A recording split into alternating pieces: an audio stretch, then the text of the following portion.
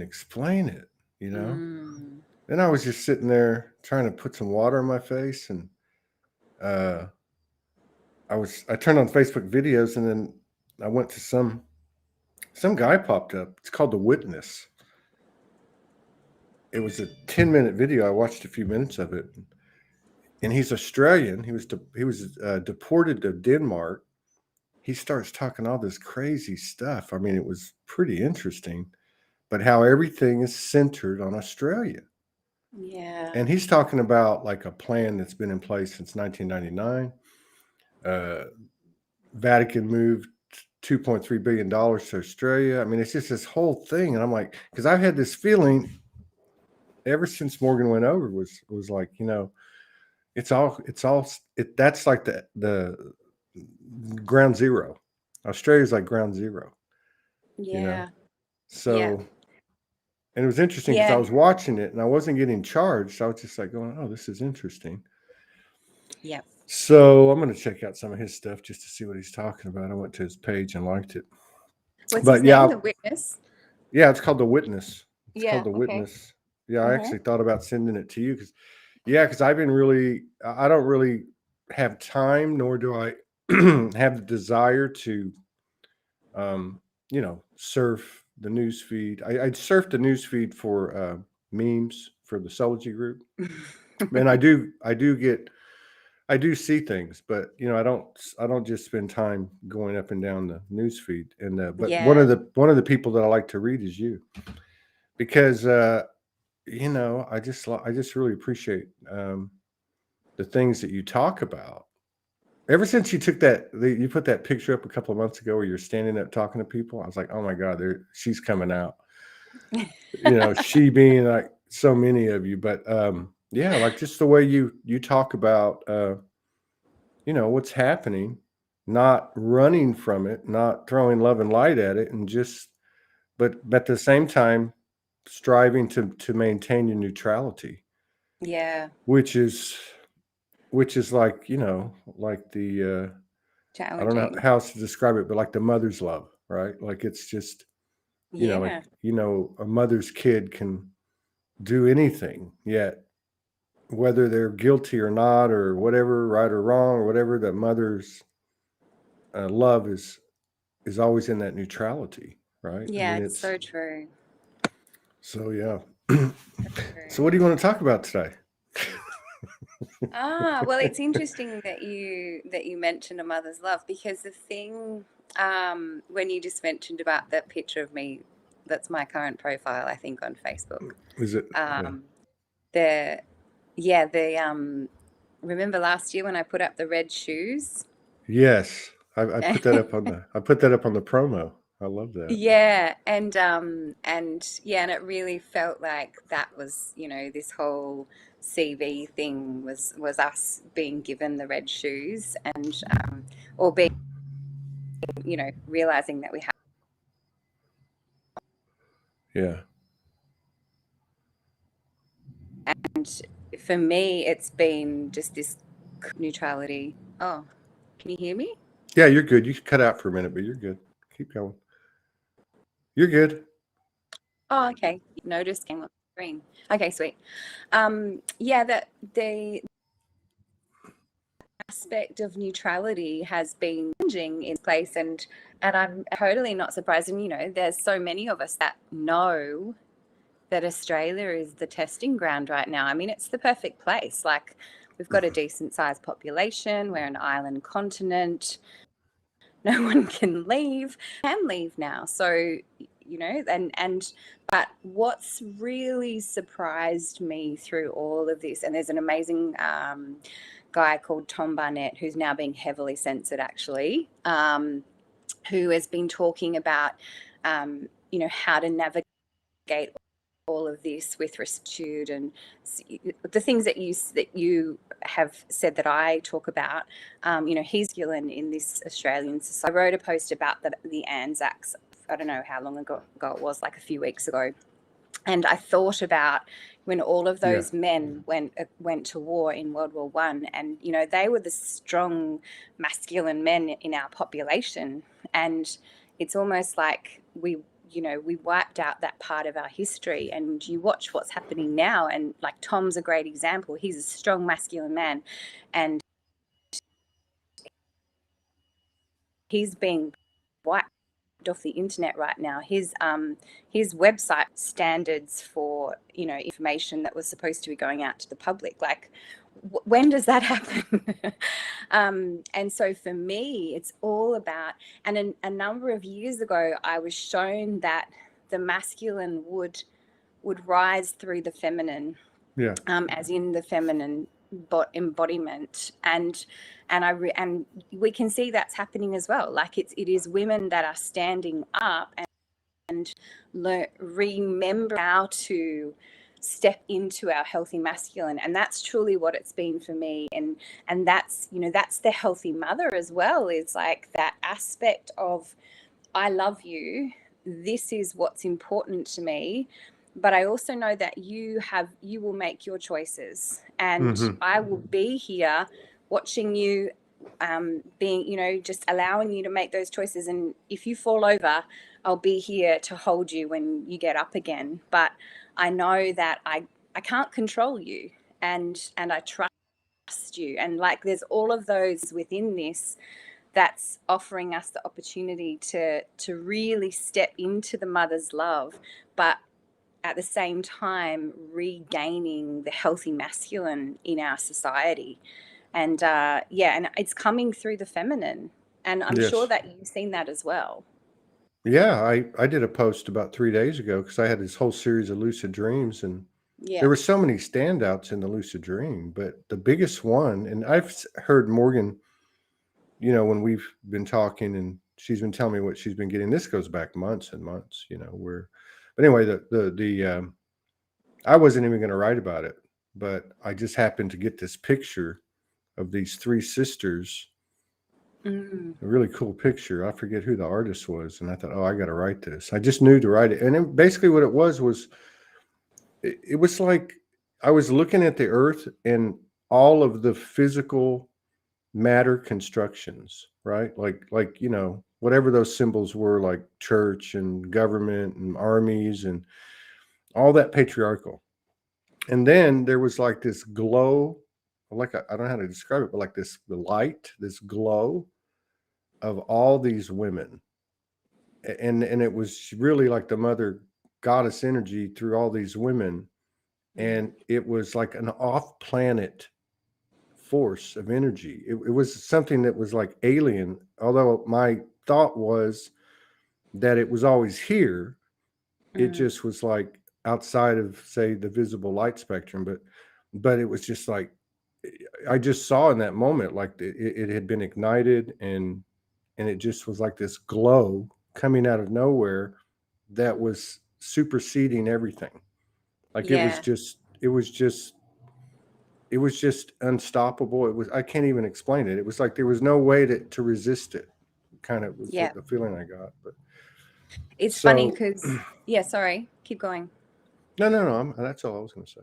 Well, because when you were saying that, I was just thinking about that being embodied into my own life. And if I look at the last 3 months, and the last time that James and I were on with you was just around his birthday, and we've been through a big shift in that point. And he had, he was really sick from, I think it was like late June right through till only a couple of weeks ago. Like even when he spoke to you a couple of weeks ago, he will not 100%. And that him being in that place was, you're talking about that glow that was always there. I really felt like, for me, I had to call on that glow within myself and step forward in a new leadership role in our family and in our relationship, because he was going through, he couldn't really do anything. Like for 3 months he didn't really do anything at all, and he was in this space of like deep integration, deep healing, deep soul searching. And I was living in the world, and all the things that we normally do together, and that we and managing, you know, juggling kids and everything that's going on for them. And I felt like doing it all alone, and I had these periods of where I felt really alone, but at the same time I was watching patterns in my old programs and the things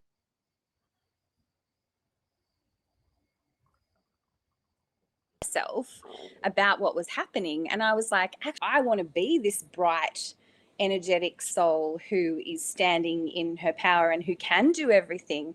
And it was this sense of acknowledgement for myself to go, you know, you don't anymore. You're strong. you can acknowledge that strong, but at the same time you're gentle. It's okay to be both, and that was always there. So like when you're talking about your dream, I can really relate to, like, I can really look into myself and go, yeah, that's how it feels to me as well. Yeah, I'm seeing it. You know, just from my own two eyes, I'm seeing it in women all over the place. I'm also seeing, you know, some men stepping up, but I think that goes back to what you're saying.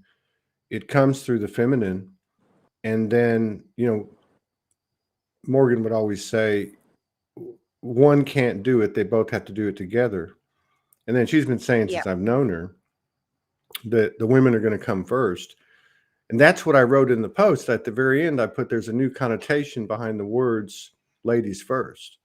But to what you were saying, so obviously it's a patriarchal existence, or it has been, which is personified by a false masculinity. So it's kind of like been hijacked. So to your point, like you were saying about the World War I veterans, that was like almost like they were killing off the true masculine and using his heart to destroy himself, basically. And so what I hear what you're saying is what I'm feeling, and that's that, like what you said about your glow, like not holding it back anymore, just going with it. And as a result, you know, and James is a perfect metaphor, like, because when I talked to him the last time, I had just come out of a severe illness. He was telling me on Monday, I went on the couch and I was there for 5 days. I'm like, dude, I was like, dude, mine started on Monday. Franco's started on Monday, that Monday. But anyway, what I was getting at is it's like once she owns that glow that you're talking about, then he knows where to go, right? Like it's like you're talking about, having that masculinity within yourself come to meet the femininity, and then he follows suit, you know, in the softness that she provides, and then to bring the right amount of, or the new warrior archetype, you might call it, or something like that. Yeah. But yeah, I hear what you're saying. I get it for sure. She needs to be in her beauty and her magnificence, for us to like ground into her. So, you know, and that's the masculine is that creates the structure. So, you know, she needs to have to be fully in that vessel in order for him to do the doing on in this space. You know, when you talked about just then about the you reflected on the World War I veterans again, I felt a little while ago in Australia when they were really, and they, in inverted commas, were really amping up the rhetoric and the shame towards like that's a thing as well. Like, you know, and it's 100 years later. This was around Afghanistan. I can't remember exactly what was happening, but I could feel the I could feel the targeting towards the shame of, you know, because I'm a veteran, and James is a veteran. I know what the PTSD. I know powerlessness.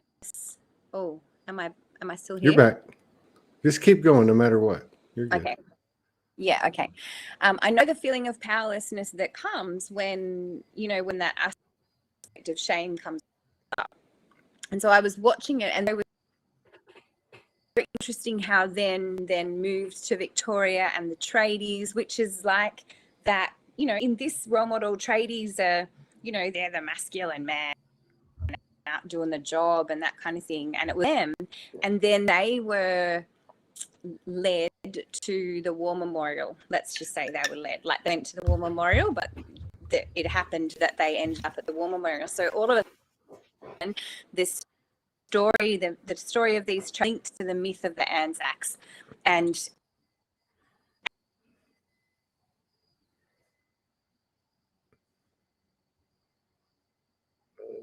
She'll come back. shame, and the shame.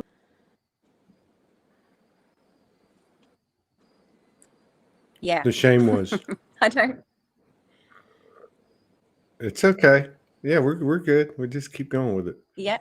No, we're picking it up. You're full of code, so this isn't the literal linear world we were in.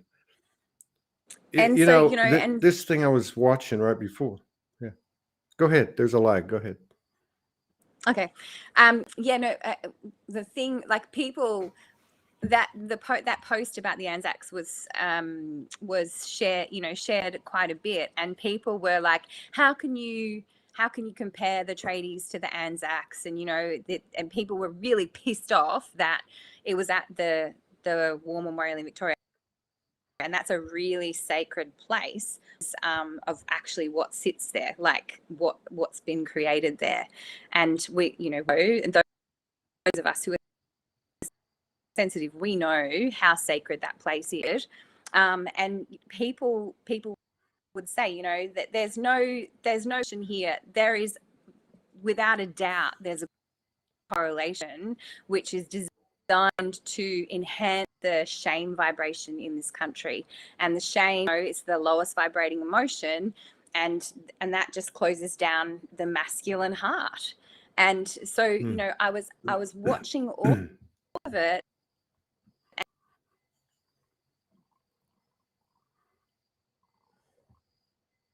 They are really trying so hard in this country to shut down the masculine heart in this country.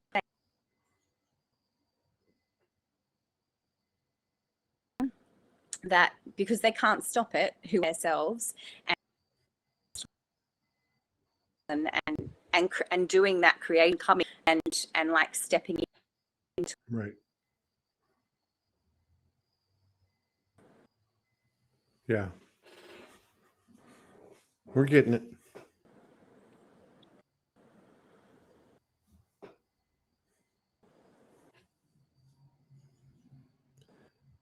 She might have to come back in. She is the bomb.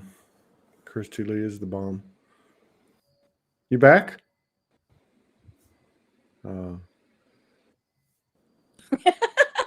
He doesn't like what I'm saying. Hey, that's okay. We're gonna overcome it, everybody. Just put our energy here. But you know, I picked up everything you're saying. I don't know if it's telepathic or both, but like this whole thing with what you're talking about with the memorial, whatever that is, where they ended up. God, it says so much, and the whole thing about the shame says so much, because that's really been the tool, and I mean, from everything, from the household to the Mars-Venus relationship, you know, the program of men versus women or whatever. That's why, you know, if you look at the old paradigm and you look at the typical even in the situations where there was a very strong masculine who, like, who was almost say even misogynistic, everybody knows that in a household or in an argument, that old paradigm, that feminine could rip the guy's heart out in a heartbeat by shaming him. Yeah. I mean, it's a program, but the way you explain it, how it's being utilized and amplified on a larger scale is pretty profound. Yeah. It really is. And then I was telling you, because there's no coincidence, as I was trying to wake up to come on, I was listening to the Facebook video of this guy, The Witness. I'd never heard it before. And again, I think like what you're talking about, how people were, making comments and how can you compare? They weren't looking at the energy, which you were. Yeah. And this guy's message was how part of it, what he was saying was, and again, centered on Australia, but really the whole world. He was saying how all of these basically psyops had been put into the field through media and otherwise, behind it being major institutions like CIA, NASA, and so on. How, be it flat Earth or any other myriad of what we call conspiracy theories, which were meant to do nothing but muddy the waters to keep the focus off of what you represent and what you're talking about. Yeah. Now, that's the way I picked up the energy of what this guy was saying and the way I see everything, because to me, everything is about the power of suggestion. These are all suggestions. A mandate is a suggestion. I mean, I listen to some of these Australian leaders, and they're like, well, shame on them for not doing this, and shame on them for not. It's so listening to you, I'm like, it's like all the pieces are coming together, and you can see how it's actually, on a collective scale. Yeah. You listen to the language and it gives so much away, like they're so powerless in their language, but they try to be authoritative, and that's the message that I always want to get across, is all we need to do is listen to what they're saying from a grounded, centered perspective. And if we do that, from within ourselves, and if we do that, we're able to see what's actually, that there's something deeper going on. And these guys are like really scared because there's a whole bunch of dudes that are pulling their strings, and they're just puppets. And they've got no idea. That's why the rest of the population has no idea, because they've got no idea. They've got to tell us that we've got a choice, which they do. The Prime Minister regularly comes on and says that that V word, it's not mandatory in this country, because it's not lawful, and it's up to the different aspects of the population to enforce this amongst ourselves. And that's why I wrote the post about the Nazis that I did a few weeks ago, because that's exactly how the Nazis got the population to do. That's why 38 million people voted for Hitler in Germany. He wasn't a tyrant. He was giving the people what they said they wanted, and you see it in this country, and it is exactly muddying the waters, and then people feel powerless and they act in emotion, and then the so-called leaders go, oh, okay, well, we'll just give you another rule so that it applies to all of us. And so people are confused because they're not listening from their hearts, and they're not listening from their centers, and they're still projecting. We're still projecting our wounds out into the world, and we don't have to do that anymore. No, that's like the biggest thing. Even with all the distortion, the biggest thing that I'm seeing, especially this month, like that 10th, 11th, and 12th period, was just extraordinary. And the days after, watching everybody, just people are all over the place, as a group, but also individually, people swinging back and forth. I mean, and it's all good, because we know that there's a lot of confusion and flip-flopping and stuff, from the chaos of birth, the elevation. But it reminds me too. somebody sent me a TikTok video.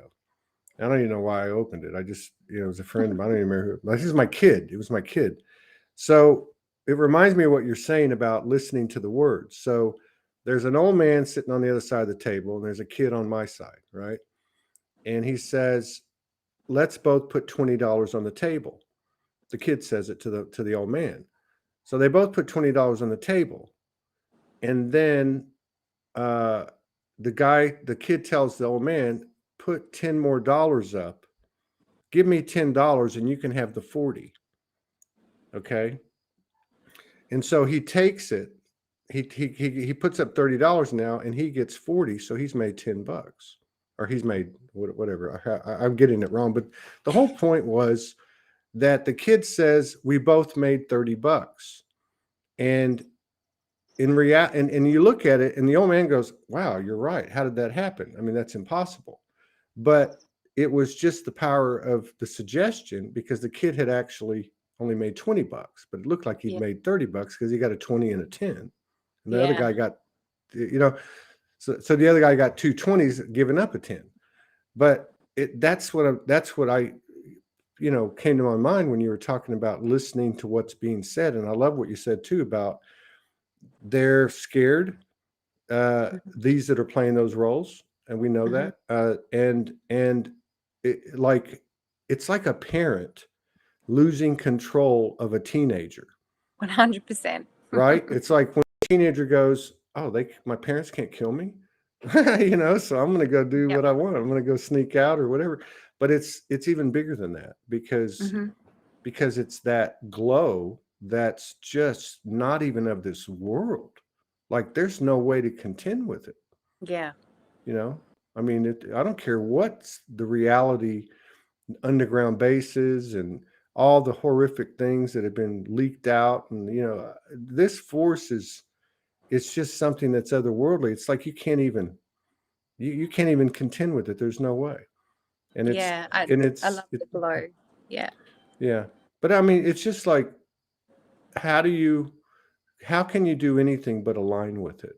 Because really, like you said, that feminine coming up, and of course y'all are leading, but even in the men, it's a natural, there's a natural affinity for it. There's something that we know about it that's always been there.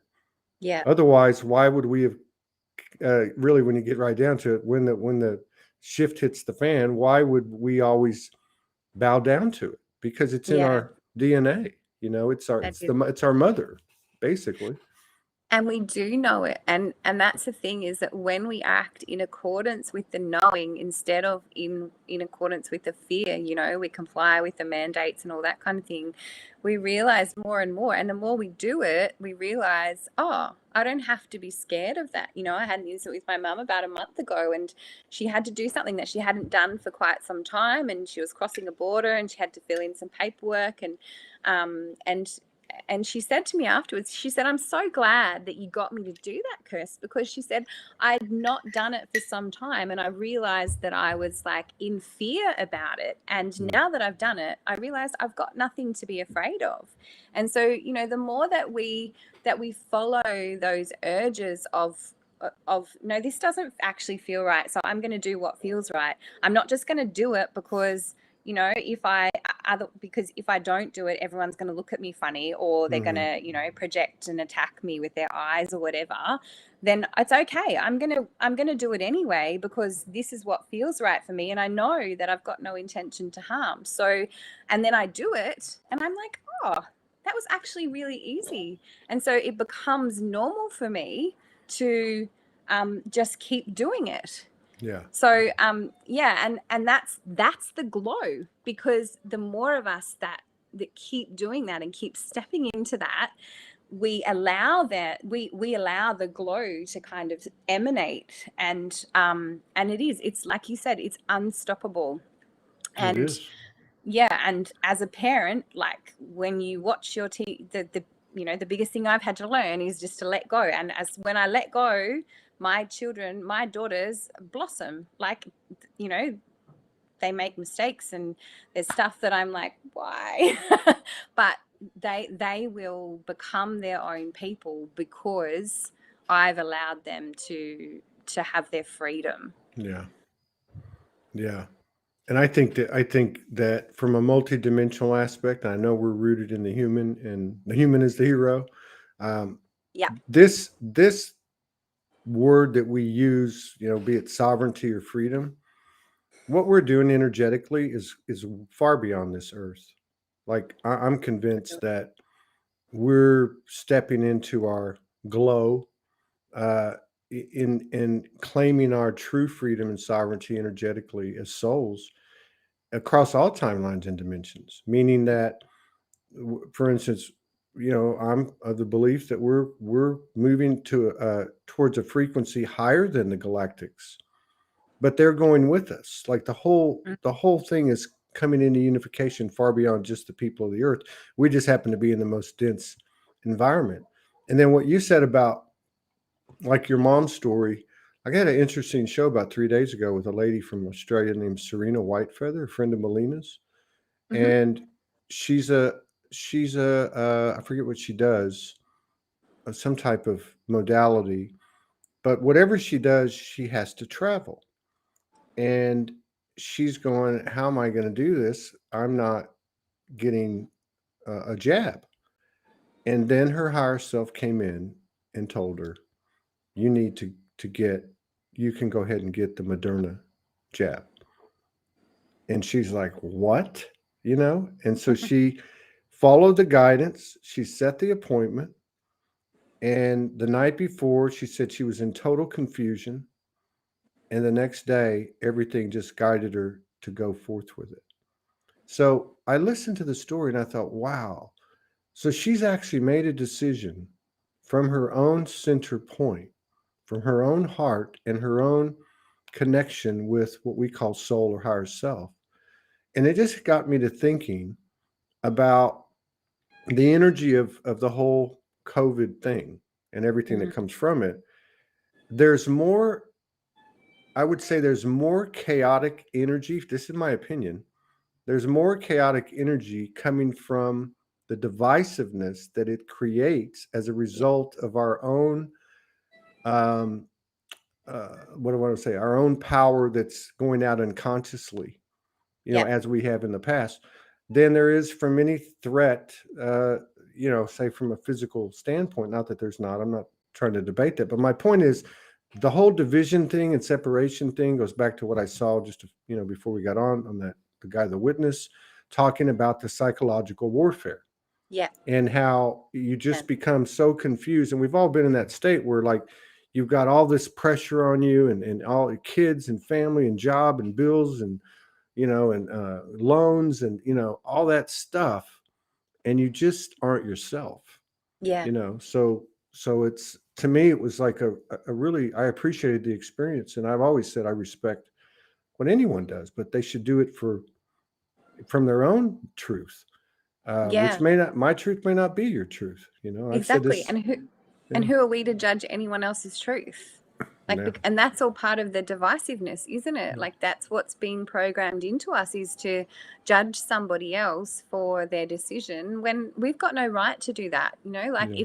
If someone's making that decision, even if they're not making it from a centered place, it doesn't matter. All I need to do is come back and stay in my own lane, stay in my own body, Yeah. and make the decision that's right for me. And I 100% agree with you that the chaos is being created. It is being created by us, the humans. Like we're the heroes, but we're also the destructive ones. Exactly. And like the guy, the witness says, like, and having trained in psychological operations, that is the agenda, is to get us to fight against each other. And that's what they've been doing for centuries. They want us to fight against each other, because if we don't fight against each other, then there is no controller. So game over. Game over. End game. I was watching. There's a guy named, I think his name is Emery Smith. He's a ex-military. And again, I'm really speaking more in metaphor and energy, Yeah. but I don't question anyone's reality. But he's one of these whistleblowers that was in the 20 and Back program, secret space, where you serve 20 years and then they bring you back 20 years to your age and, whatever. But he was in the medical part of the program, and he was talking about how they developed telepathy and how they communicated with other ET races and such. And he was asked, what is the like the darkest or the meanest or the most unjust ET race? And he said the humans. He said the humans. And in that moment I was like, wow, that's kind of like what I've been picking up, but like it's both. Like we have the densest experience, but we also have the opportunity to take it to where it's never been taken before, because of the fact that we have a wider field of consciousness and points of context to pull from. And that's why, kind of reaffirms for me that in some way, we are actually bringing unification far beyond the people of the earth through. And here's a crazy thing, to your point in the very beginning about the glow. It's being done from us, from our moment by moment interactions and choices, in alignment or not, on a personal level. That's a wild thought, but it's the only thing left. And I love what you said about that we've got the potential to take it further than the galactics, because that's how it works within ourselves and within relationship. Like we have the masculine has an aspect of growth, and then the masculine leads for a little while, and then the feminine has an aspect of growth and steps beyond. And we keep leapfrogging, but we're still walking the path together. And then we're continuing to create along the way, and that's creation, that's divinity, and gosh, when we can tap into that, and also what you just said then about being in the densest vibration, it's the perfect pendulum swing, the law of polarity. Like, we're in this dark density right now, but when we can be here and we can still glow, like, what is the potential then? Where are we have no idea where we're going to go. True. That's true. And that's part of the division. I marvel at what comments are made on post. I just go, why does everybody have to prove everybody wrong? And I wrote something or talked about this a few days ago. I was like, when the day comes when somebody can put up a poster, an expression, or a video, and if it triggers you or inspires you, go make your own post. Like what? Like that will say a lot for us when we don't have to comment. We just take it in as the code that's presented to us in that moment by our own collaboration.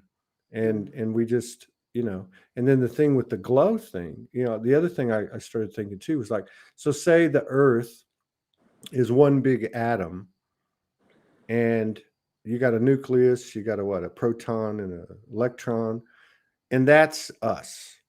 And and if you study, you don't study it, you can just look it up. But the atom is 97 or 99.7, something really high, of empty space. And I was talking to my friend the other day, Ty Hudnall from Sedona. He's pretty lit, and he said that's the space of the mother. That's the mother, and to me, that's the glow. That's the magic. That's the reality. I love and it's just falling back into her, falling in line with her, I guess, to see it and feel it. And I actually believe, especially in the last 10 days, I believe it's been triggered. It's on. Game is on. And regardless of the distortion, well, for every degree of expansion in the perceived distortion, I know that there's an expansion that's, an inverse reaction that's occurring in the individual, led by the women. That's what Einstein said, didn't he? I don't know. With every action has an equal and opposite reaction. So, you Yeah. know, all of this contraction, Yeah. there's the equal and opposite expansion at the same Yeah. time. Yeah. Yeah. Yeah. We're It's totally on it. We're glowing. yeah. And even though the distortion is what it is, if you just look at, I just forget about COVID because that's on everyone's mind. I mean, it's just too convoluted. But look at the president of the United States. I mean, and I've got no politics. I'm just saying, he can't even string two sentences together. He's obviously cognitively impaired, yet it's just so obvious. You know, thank God for YouTube and you know, other sources. But you look at that, or you look at this whole supply chain thing that they're saying, it's just very obvious. And I also think that there's many people waking up at a pace we've never seen before, and every day there's more. Yeah. Which again, that's the glow. Yeah. I and one of the things that was important for me was to allow that there's going to be a percentage of the population that's not going to wake up, and you know that they will continue, no matter what, they'll continue to not, you know, to not want to hear what any of us have to say, and that's their journey, you know. Like, I know that I've been shut out by family members, which many of us have, because they don't want to hear what we have to say. So it's easier just to like push us away and not hear, just shut us down. So yeah, there is an aspect of it, but the glow is so massive that, you know, where are we going to go? Like the two world split is so evident, and you know, and just when you're talking about the president of the United States, like he's incoherent. Well, look at everyone right now. Everyone that's not in center is incoherent because they're just in chaos and they don't know what step to take because no one's telling them what to do. And then, and then at the same time, like the supply chains, well, so many people are cut off from source, aren't they? So that's just another, it's all showing us where we need to go. It's showing us, right? It's showing us. Yes. That's profound the way you describe that. Yeah. Yeah. And if you think of us, because I think it's like, you know, this thing that happened the last 2-3 days, you know, everyone knows Franco transitioned. And I got like 50 or 60 messages. And I appreciate it. And I appreciate the intention. You know, are you okay? And I'm sorry, and condolences. And I'm like thinking of Kimberly and, you know, like, you know, but I'm fine, you know. Yeah. And the reason I'm bringing this up is because part of this experience for me has really, like, I almost feel like he went out with a bang. Yeah. Like pulling up the death program, which to me goes further, like that the physical Kirsty and the physical Todd is all we are. So we're energy, and part of the process in this glow is not seeing each other as just the physical body, actually seeing the soul and seeing the energy. So to your point about the split, I mean, you're right. We don't know. This is this 97% what we thought was empty space, which is the mother. That's the magic. I mean, who knows what that looks like? We might be in a place that has more Eden-esque qualities, and like you said, which is important, there may be some souls, like you said, that are going to choose to stay and continue in this experience for the growth of the soul. And maybe there is some type of split that we can't understand, or maybe, who knows? But I don't see how that the polarities will continue to run side by side with those like yourself and with those that are aligning with the glow. I just don't see that. I see this split so much in the metaphor, and I was listening to a shamanic teacher the other day, Alberto Villoldo, and he said this one thing that, it cognitively I knew, but however he said it, it just like brought it into my heart just a little bit more. And he said, the greatest lie that we've ever believed as a Western civilization is that we were kicked out of the Garden of Eden. And he said, we weren't. He said, we live in the Garden of Eden. And there was something in that just like spoke to me, and I took it in, and I was like, yes, I live in the Garden of Eden. And if I live in the Garden of Eden, it means that all of that stuff that I thought in that old timeline where I sinned, where I was wrong, where, somebody wronged me, all of those things that created this wounding, they don't have to be there anymore, because where I'm choosing is to be in the Garden of Eden. Yeah. And so I had this embodiment, difficult to describe. And and then when this morning I was chatting to James about, just about things over the last few months and that aloneness that I'd been feeling. And in that, I realized that it's in the embodiment of it still requires us to express the emotion when it comes up. And because what I realized was that there was grief and sadness that I was feeling, which was related to letting go. It was related to feeling alone. And I hadn't expressed it at the time because I was like, no, I live in the Garden of Eden. I don't need to feel that. So there was still that invalidation of self at the same time. Yeah. So there's this delicate balance that we're doing in this, in this timeline of this two world split, where we get the metaphor, we see the metaphor, and it's really clear to us.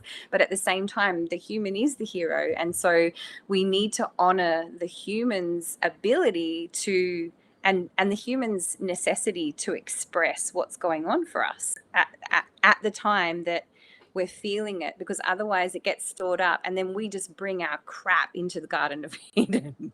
Yeah, that's a great point. A couple of things. One is like a question. I don't know if I should say this part first, but like because because we talked about the glow and the women are leading, which everybody knows this.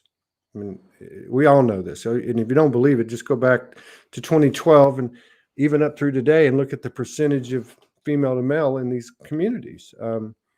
But Yeah.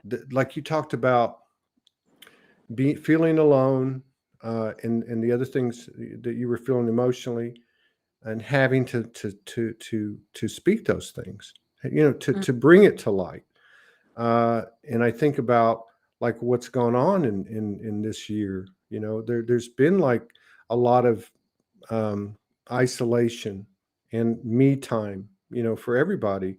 So I can see where what you were saying earlier about your own, your own evolution about really stepping into that glow and taking a leadership role. That's what you said, taking a leadership role and Yeah, not my being family. right. And then I think the good friction was, if I look at myself representing, say, the masculine, and I'm talking about, the one in evolution, not the one walking on water, that to hear that from her wasn't something we were used to. And if we were used to it, it was more in a chaotic type of episode than, we just weren't used to it, but we weren't able to hear that. So I think that that's a good sign, because then that created the physical representations of the energetic change, which would be James getting sick, Todd getting sick. James sits on the couch for 5 days and goes into massive self-introspection. And, so I do think that some of the things that have occurred, that seem to be a little bit conflicting or frictional, are actually good signs, real good signs. I say that over this past month, because it just feel everywhere I turn, I'm seeing people, my third eye's exploding. I'm having lucid dreams. You can see it even in the wordless energetic expressions. I mean, you can just feel it. There's something, and again, that's the magic, that's the glow, Yeah. and you're never going to be able to rationalize it. So just fall in line with it, fall in her loving arms, kind of thing. And Right? it's the choice to be in that glow. It's the choice to be in the Garden of Eden that brings the shift. Like I said to James a few weeks ago, I was like, I'm so grateful that we've been through the amount of discomfort and crap that we've been through in our life, because over these last 3 months, like, we've had so much thrown at us, and in Australia there's been so much thrown at us, and that my ability to be in the discomfort and know that I've still got this. Yeah. No, it doesn't matter. Anyone can throw anything at me, and my masculine is now able to stand and go, it's okay, we've got this. Yes. And it's so powerful for us to allow ourselves to be in those spaces, at the same time choosing to be in the Garden of Eden. Like, just because we're in the Garden of Eden doesn't mean we're not going to be uncomfortable. Like, when the river flows from source down to the sea, like, it encounters obstacles. It's not going to be like a smooth flow the whole way, but she continues to flow. Yeah. So yeah, Yes. it's been amazing. Well, this is a great visual for me too, because she flows, like a river in a paradigm that's straight lines. So every time she gets outside the lines, you're going to have chaos. Yes. And but that's chaos to the 3D, not chaos to the higher dimension. It's actually creation in unimpeded motion. And so what you just said, that's the way I see it now. Like, James and I have talked about this. What does the warrior look like? Because we know that we're taking some of that with us that got hijacked. Yeah. And I love what you said, because to me, that really sums it up. And that's the presence that says, hey, we got this. Everything's going to be all right. It's kind of like the anchor, in a way, so that she can roam, and I really like that, because there's no force, there's no weapons, there's just, we got this, Yeah. And she's never disconnected from source. Like, she's always going to flow. It's just a matter of, like, time doesn't exist. She's going to get there. It's just a matter of, like, letting whatever is supposed to happen and not fighting it. Because when we fight it, that's when the chaos happens. Yeah. And I think too, like, there's been a lot of talk about she's coming out, all the ancestral stuff imprinted on the DNA with the witch burnings and all the stuff that happened over the centuries. But it's like that in order for creation to further itself from the environment that we're all sharing, that does have to be able to fully step into her glow, and that can only be done, like, with that thing you're talking about, that little dance of, and I think that because of what's occurred, I think there is, in the male incarnates, there is a growing sense of that warrior of that new warrior, or maybe it's the old warrior of new, that just says, hey, we got this, keep on going, baby. Going. You lead the way. You lead the way, and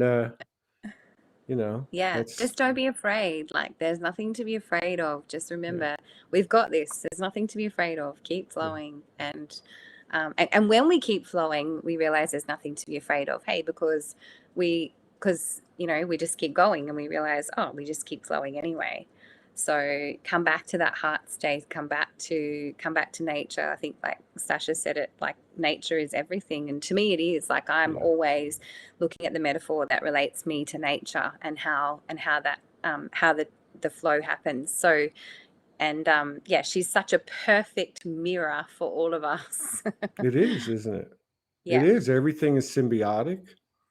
Everything is continuous. I mean, nothing really dies. If you Mm-mm. look at nature, it doesn't. If you Yeah. look at it as energy, it never even changes. You know, it's No. just so it's and again going back to what's happened this week. I mean, you know, I didn't. I just somebody asked me about it the next day. I went ahead and did the shows, and I was just like, I'm fine. I'm celebrating his His life. expansion because his expansion is all of our expansion. And Yeah. I know how this works. You Yeah. know, I know how it works because I do see nature back here in the forest, and I see how it works, and we have been the only ones that were out of alignment. So Yeah. I'm running to the alignment, and if it means I physically transition, then I physically transition, and I'll figure out what comes next, right? I mean, that whole not knowing is her flowing because Mm. because that's all new territory. She's not Yeah. going anywhere that she has been before. Yeah. She's constantly dreaming up new things, right? And she also knows that when something dies, it doesn't really die. And you know, you look at what you're just talking about with Franco before, like when we can see it from an energetic perspective, Mm-hmm. he's so free, and he's everywhere now, and it's just us humans. And yeah, but it's important for when we feel sad about it to cry about it and get Mm-hmm. upset, but at the same time choose to be in the Garden of Eden and go, oh wow, Franco's in that apple over there, or you Mm-hmm. know, like I'm going to eat this and my consciousness is going to expand because I can have Franco's get inside me. Yeah. Yeah. Yeah. I was interesting because I had a whole onslaught of messages, and then the next day I got two, and they were both the same. I was telling Morgan about it, and they were both from people that had written me before that obviously were really in grief. It was Mm. two women too, which should be noted, and and so I looked at them, and they both said the same thing, and it was so incredible because overnight, literally, both of them had come to the same conclusion. They had buried the death program. They Mm. said, "Oh my God, I realize that all that stuff I wrote to you, it wasn't about my grief for Franco. It was about my grief for myself. It Wow. wasn't about me missing Franco. It was about me missing myself." And they were Wow. almost verbatim. And they were just Mm. like beautiful testimonies. I thought, see, now if this is happening with these two, it's got to be happening with more, which is Absolutely. more of the glow, right? Yeah. Yeah. Yeah. That's awesome. Thanks, Franco. Yeah, that's what I mean. What a wonderful life to celebrate. Yeah, and it's continuing. Mm-hmm. It's continuing for all of us. I mean, In all of us. yeah, Yeah. it's everything has so much meaning now. Mm-hmm. It's all sequential, the way it unfolds every day. You mentioned about the time thing. I'm just like, you know, I'm excited. I'm excited, and I'm like Yeah. you. Like I don't know how this is going to go, but I know one thing: if we keep doing us, everything we lose nothing. We'll lose nothing. In fact, Yeah. everything will be enhanced. And I think you and James and your family epitomize that. Yeah. It's funny when you just said you're being excited, like we were literally having a conversation this morning, and because like I'm noticing the telepathy and the signs, and like the downloads are coming thick and fast as well, and I've released programs like self-sabotage, and you know, all of those programs that have stopped me taking the action in relation to those, and just moving like with the flow. And we were having this conversation, and I could tell that in the last few days, in these actions that I was taking, there was resistance in James, and this, and you know, and this old belief system in him, which was based on lack of trust of the Mm. feminine. And so through this conversation, however the words that I used something shifted in him and he embodied it to a different angle. And he's like, I'm excited now. And it was just like in that moment where before he'd been resisting and he's like, no, you know, I don't trust this. I don't, in his own head. And then all of a sudden, like something I said just dropped in and he was like, yeah, I feel excited. And I went, oh, that's awesome. Well, that's what I was talking about earlier. I'll just use me and you, right? If I never, and I think another part of this too is what you're talking about, that glow. There's no judgment. So there's a totally different approach. And now you have the awareness to say something differently. Yeah. And then once she does it, he can do it. Right. So like I can relate to what you're saying, because it's like, how can I hear if I don't have ears? Yet it's not my fault that I don't have ears, because I don't know I'm in Eden, right? Kind of to use your analogy, but once she captures her glow, then now I'm seeing a more accurate mirror of me being given to me, and then the dance starts. But I get that, because now I feel, and as the individual goes, so goes the collective, and I can only speak really from the masculine standpoint, and being in a dynamic relationship with the true gifts that it offers, that you and James have talked about and been open about. But that is that to be able to expand and then take on that part of the role, like you were talking about. Everything's going to be all right. Keep going. Yeah. Like keep going. Take us to the promised land, right? And it's almost like if you ever look at a wolf pack and they've got the one wolf that kind of stays behind and keeps, right? It's kind of like that type of energy. Yeah. But it is exciting. It really is. Yeah, it is exciting. Yeah. I'm excited. We just have to keep remembering we're in the Garden of Eden. It's exciting. Yeah. Other than the physical, like the last 48 hours of the being in deep sleep, man, that's just like, like what the hell, these lucid dreams. I mean, they're just like, it's like talking to you. They're just so real. It's crazy. And do you find that you're not fighting it anymore? Like you're just allowing it to just unfold? Yeah. I think it's like I said, the glow is there. Yeah. Everything else I've tried, like I can just, especially being a man, because it's got to be rational and logical, but it's not. But it's not illogical and it's not irrational, only by the terms of the old paradigm. It's actually nature. It's nature for her to flow. Yeah. It's nature. She's not rational. So she's like on point. And that's, I tell Morgan, you're the dreamer, I'm the dream maker. But I can't make a dream if I don't know what it is. And how do you know what it is? Well, get behind her, watch the flanks, and go from there. Love that. I love that.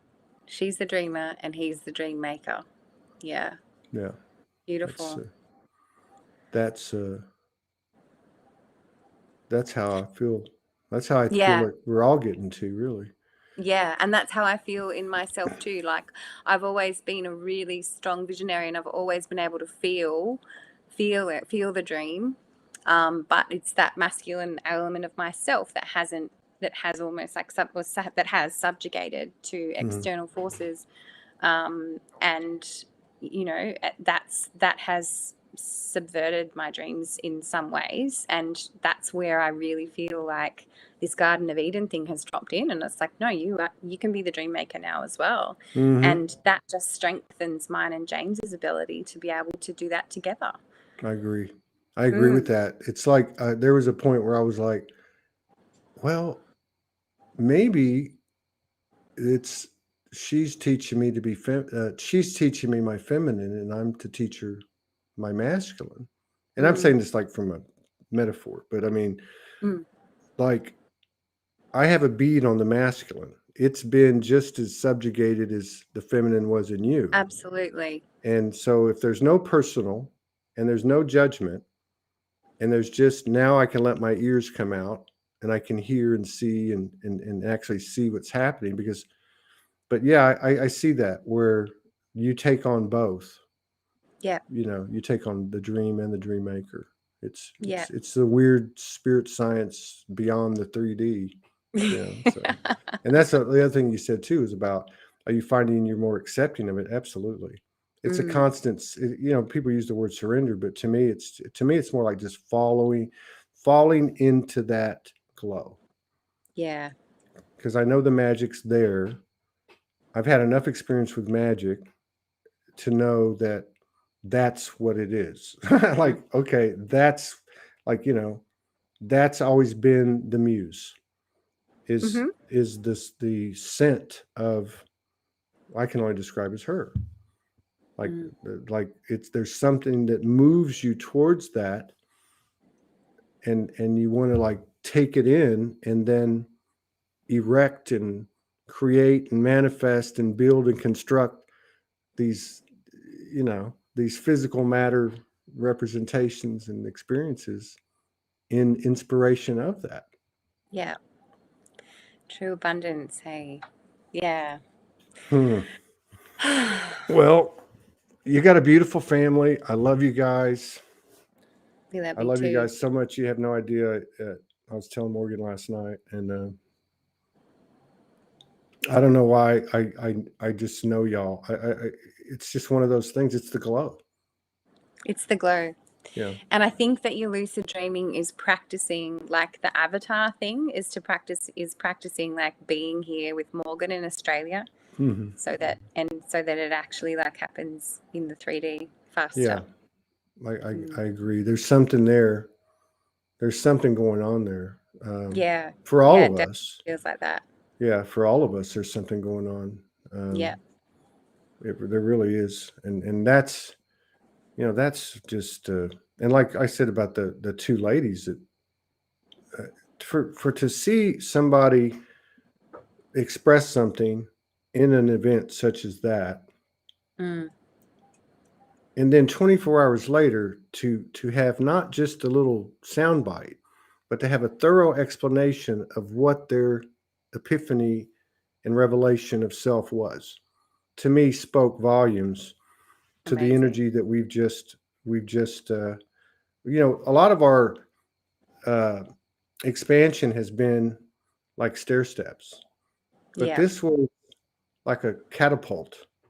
It feels like it was like a catapult. It's not even one of those moving stairs. It is. It's right? like a catapult. Yeah, it's like someone shot us out of a traditional catapult from the Middle Ages, and you know, it actually fits all of the work we've done. You know what I mean? Like, you reap what you sow. It actually fits. Yeah. Like there was a pressure, then pop. Yeah. And you're just in a new millennia, you know, or a new universe or something. I was just reflecting on that just quickly the other day, in like the pressure pop, and I feel like in Australia, like for me in Australia right now, it's like pressure pop, and then it's like pressure pop, and so that's happening so quickly, and it might be happening everywhere. I've only got my reference point, which is here. But it is like when we stay in the discomfort and we see it and we work through it and we watch it and all that kind of thing, and we have, like, we've popped again, and then something else comes in, and like they're just trying to shove more and more stuff onto us, and then we like pop through again, and it's like, oh my God. And that's what we were saying before, like we've got no idea where we're going, and it's just happening so quickly, and we're popping, and it's fascinating to me. Yeah, it really is.